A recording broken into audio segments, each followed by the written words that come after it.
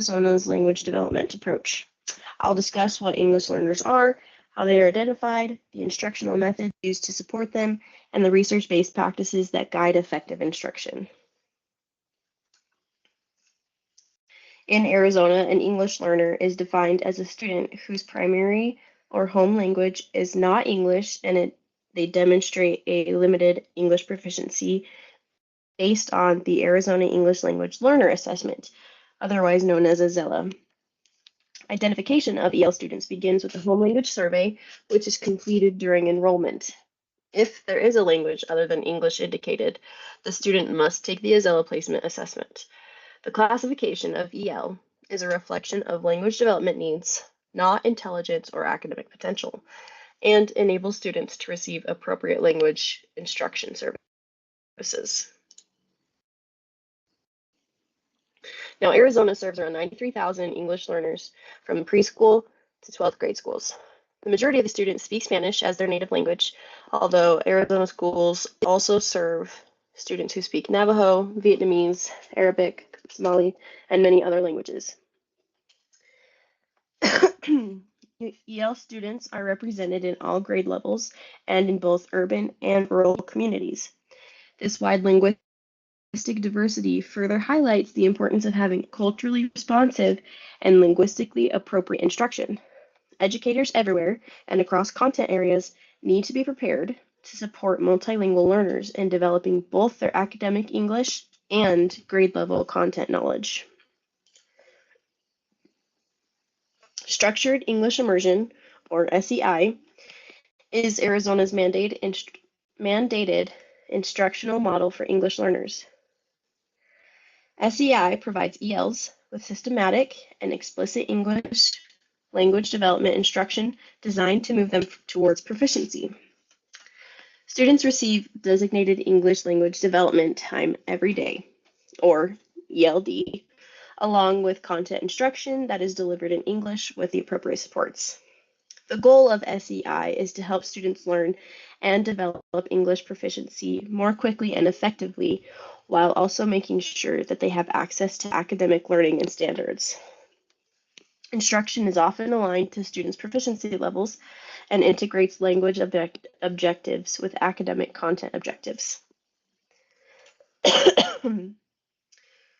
While SEI is a language development program, sheltered instruction is a content-based instructional approach designed to make academic material more comprehensive to English learners.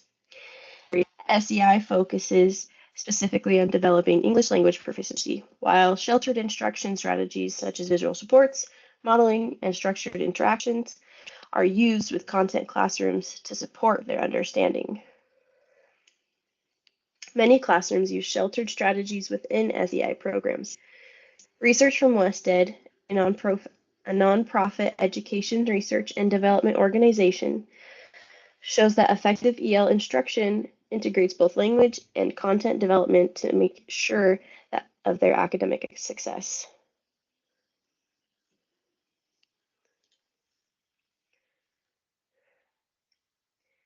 Arizona's language development approach outlines 4 guiding principles for EL instructions. First, asset-based behaviors and expectations recognize that multilingualism is a strength. Second, integrated and targeted English language development ensures students receive both ELD time and language support across content areas. Third, systemic conditions for success require leadership, professional development, and family engagement. Finally, shared responsibility emphasizes that all educators, not only specialists, are responsible for language development. This framework helps educators to apply research-based strategies in ways that create fair and meaningful learning opportunities for multilingual students. Student agency refers to a student's ability to take ownership of their learning through their voice and choices and goal setting.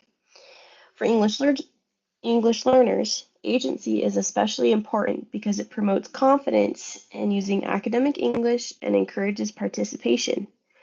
When teachers provide structured opportunities for discussion, collaborative learning, and culturally responsive instruction, students are a little more willing to take linguistic risks. There are a handful of SEI models that Arizona approves of, especially to meet students' diverse needs. The newcomer model serves recently arrived students with limited English proficiency and may provide intensive foundational support. The pull-out method provides English language development instruction outside of the general education classroom for a designated time. The 2-hour model includes a daily 2-hour ELD block aligned to proficiency levels of each student. The 50-50 dual language immersion model divides instruction between English and a partner language, which requires a parental waiver. Each of these models are designed to promote English proficiency while supporting academic growth.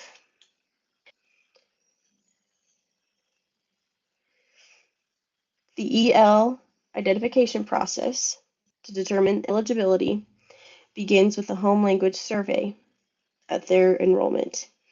If a language other than English is reported, the student must take the Azella placement test.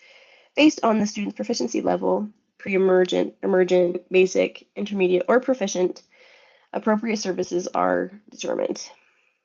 Students identified as EL receive services and are reassessed annually using the Azella reassessment until they reach proficiency. Accurate identification ensures that students receive necessary supports while preventing both over and under identification. Azella accommodations are designed to provide equitable access to the assessment without altering its content.